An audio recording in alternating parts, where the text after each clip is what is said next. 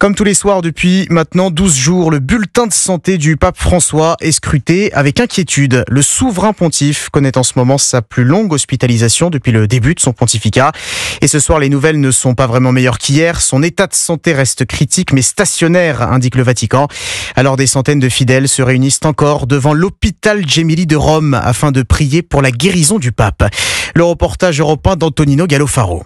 La pluie battante n'a pas découragé cette poignée de croyants à venir prier devant la statue de Jean-Paul II, devant l'entrée principale de l'hôpital Gemelli. Cecilia est émue aux larmes. Elle aussi patiente de la clinique, elle se recueille sans prendre la peine de se protéger de l'eau. J'ai laissé un mot au pape. Nous devons prier.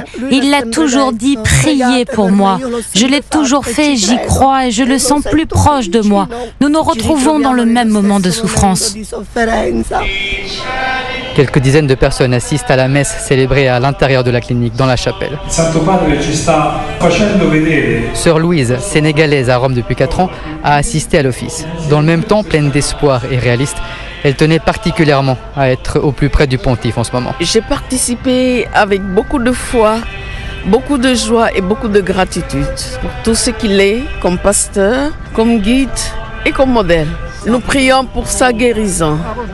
Ou alors que la volonté de Dieu soit faite. Les fidèles se retrouvent aussi ce soir place Saint-Pierre pour une nouvelle prière du chapelet, toujours pour François. Rome, Antonino Galofaro, Europe 1.